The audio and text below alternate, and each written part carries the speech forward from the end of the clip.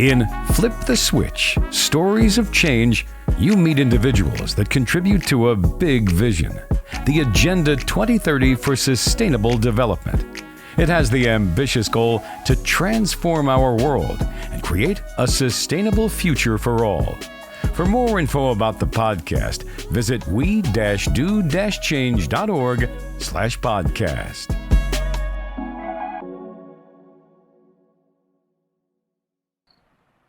In December 2012, there was a horrific gang rape of a young woman, Jyoti Singh, on a bus in Delhi. She was raped multiple times on a moving bus and left to die on the streets.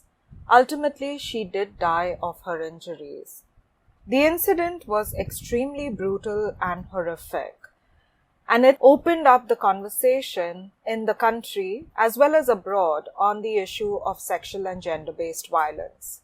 At the time, I was working in the aviation industry as Vice President Network Planning, where I planned the route network for one of India's largest airlines. This incident made me pause and reflect on my own incidents of sexual harassment in public transportation, on the public streets, as well as at the workplace. I started to observe that all my girlfriends started to share their stories, which until then none of us had shared with each other before. And I realized that this issue of sexual and gender-based violence was very widespread, but I also observed that none of us had officially reported it to any authority like the police or at our workplace.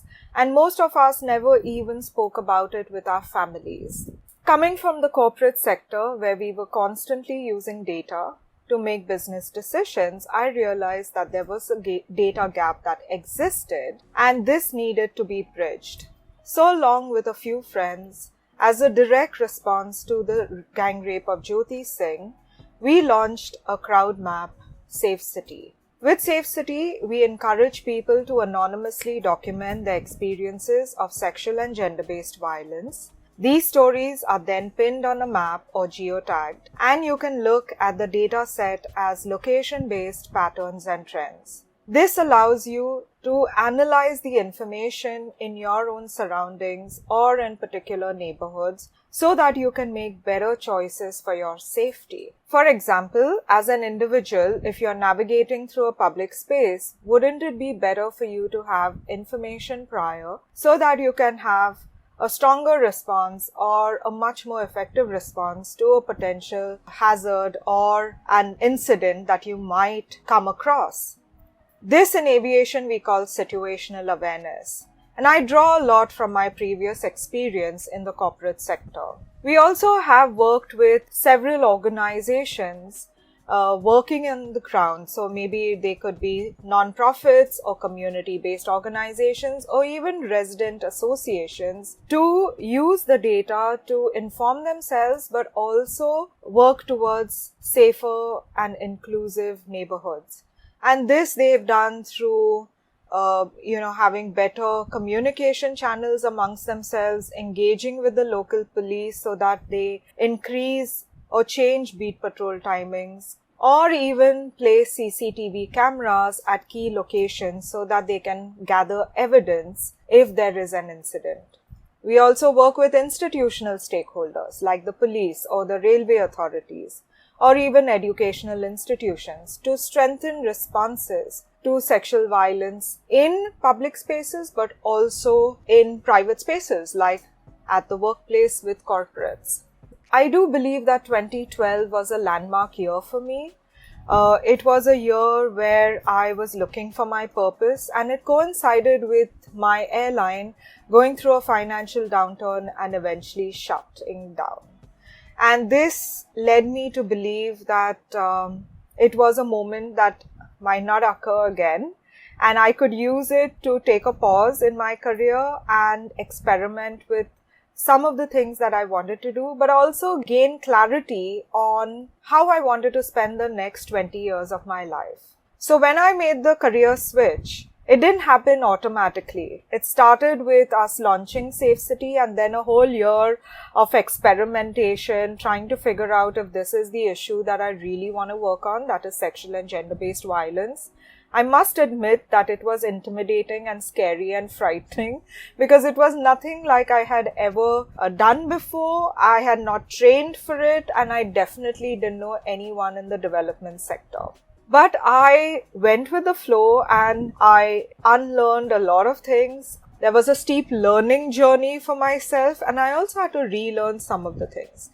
And I also have to admit that I drew upon my past experience. So my corporate experience of planning, organizing, communicating, organizing trainings and facilitating them, all of it came in handy. As a woman, I have experienced various forms of sexual and gender-based violence, and I knew full well how intimidating it can be, but also the silence around us that makes it difficult for someone to speak up. And I felt I had reached a moment in my life where I wanted to make that change. I wanted to work on this issue.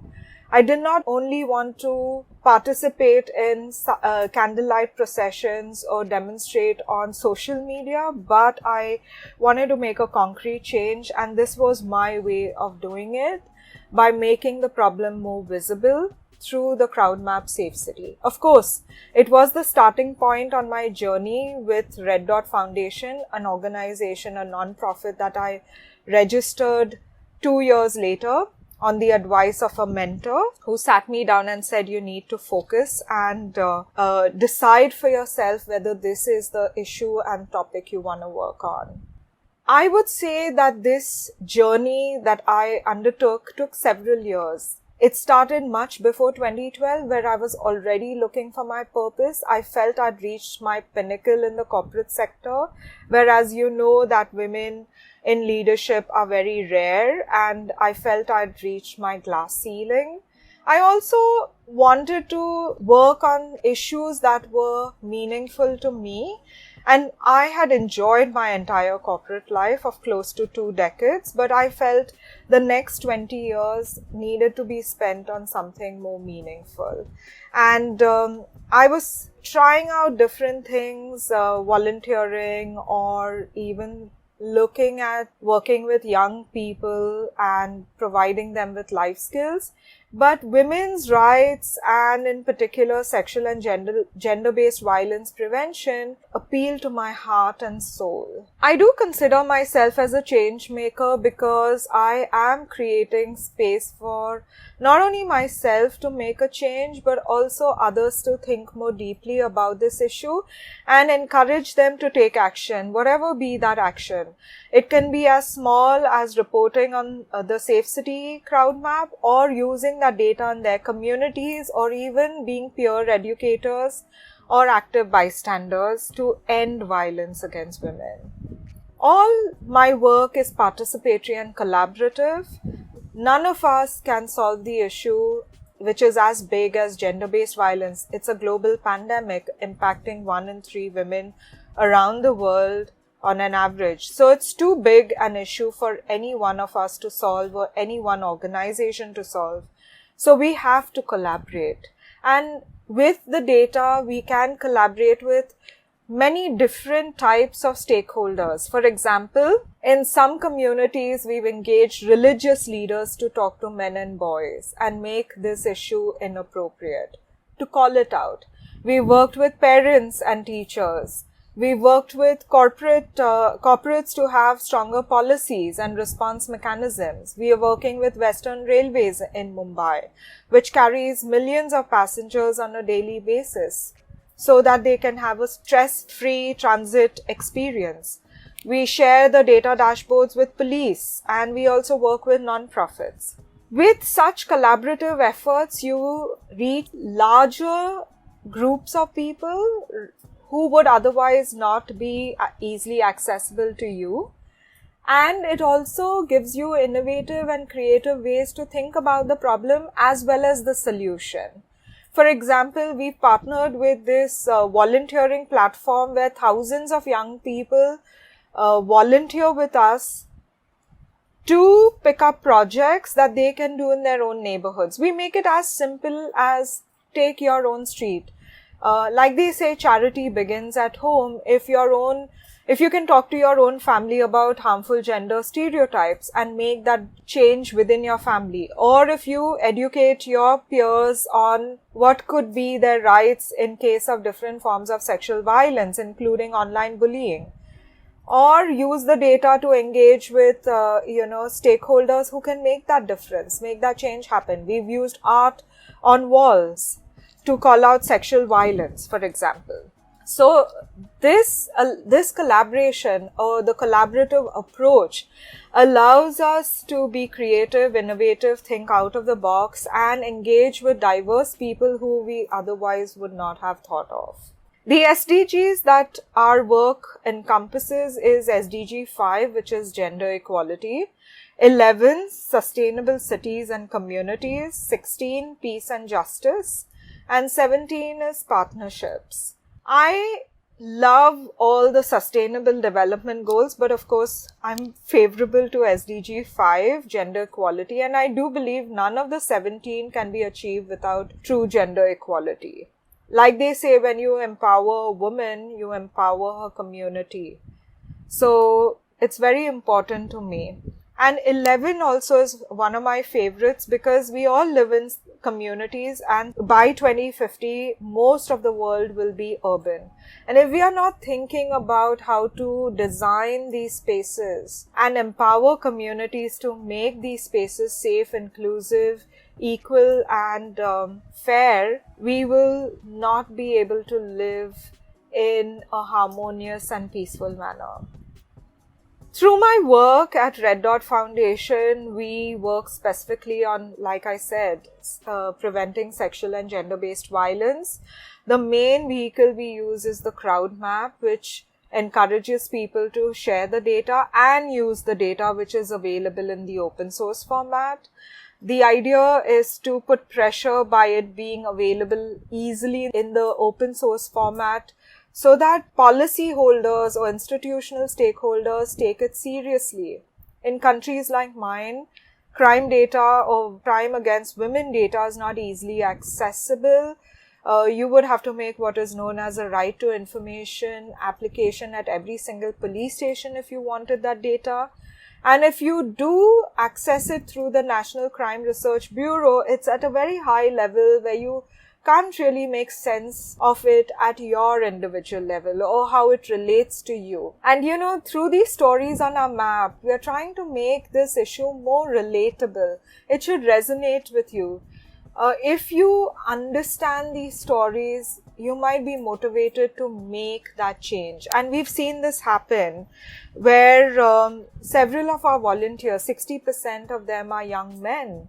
And when they read these stories, analyze the stories, it really touches their heart because now they understand that, it's not a pleasant experience for many women and girls. Also, through the storytelling, you can show the spectrum of abuse, which we often tend to silo and think of it in monochromatic tones. But it's never black and white. There are a lot of grays. And when more women share their experiences, we can understand the nature of the sexual violence better.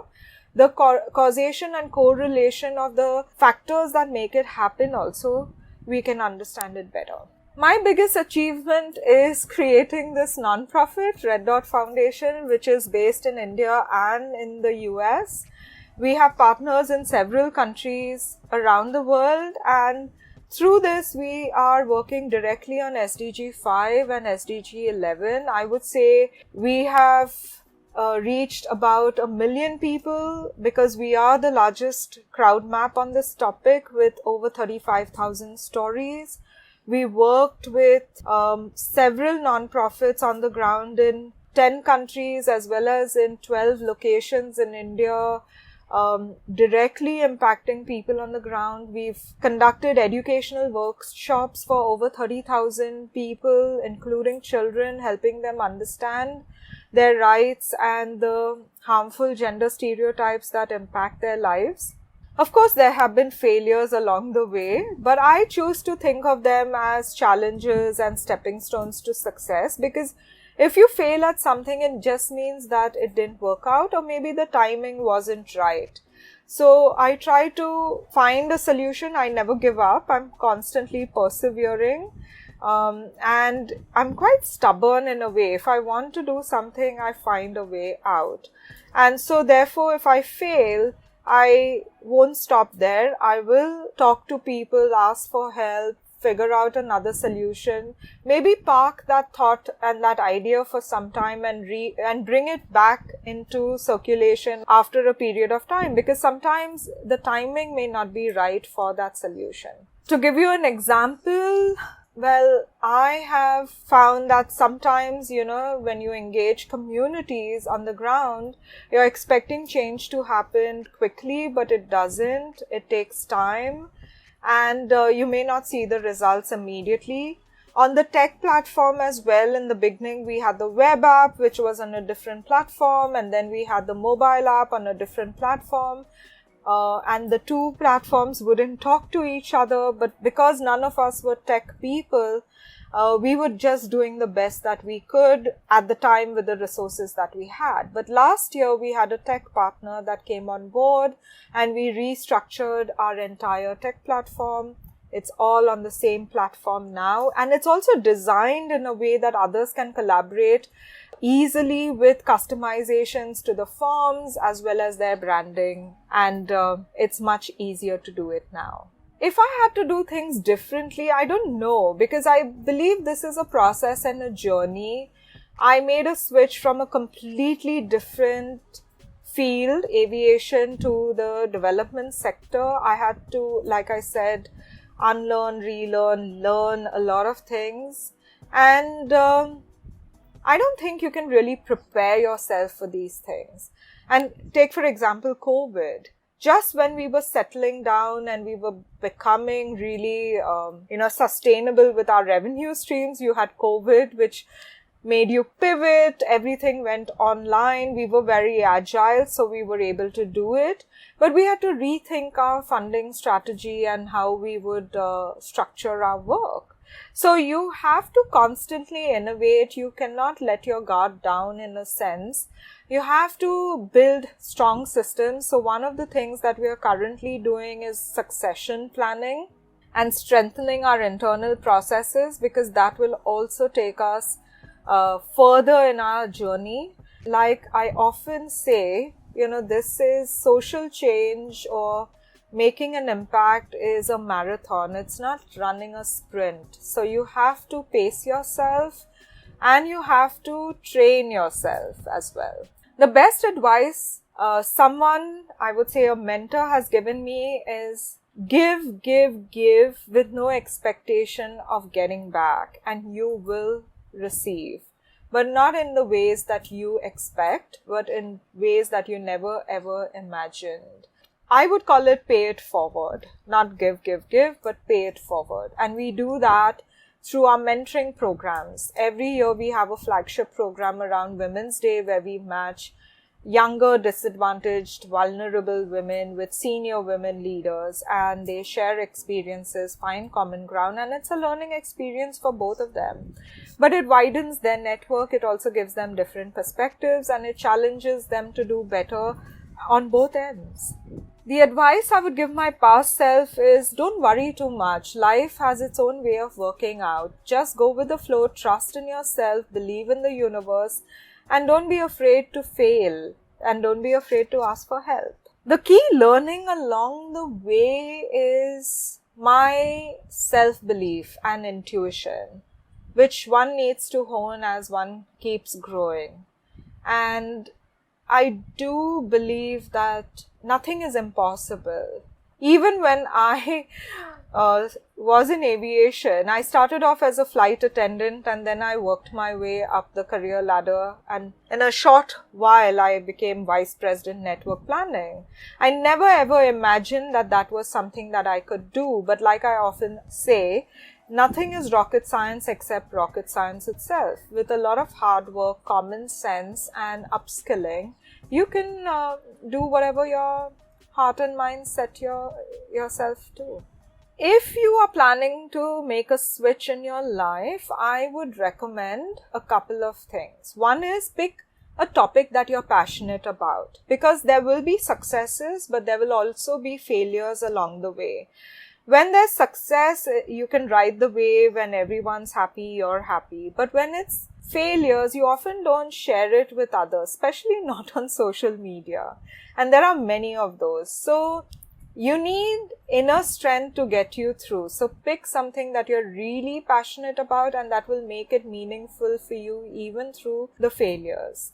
And the second thing that I would say is, if you're going to start something on your own, make sure you have a strong support system, including financial resources. I started my nonprofit or this journey 20 years into my corporate life. So I had a bit of financial savings, and I also had a skill set that I could fall back on should something not work out.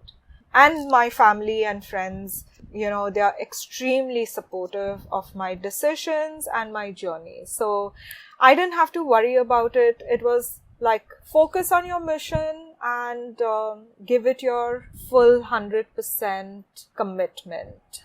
I love the SDGs, the Sustainable Development Goals. I think it's a great idea, but I think it's a well-kept secret. The person on the street does not even know about the Sustainable Development Goals or what is his or her role in achieving it.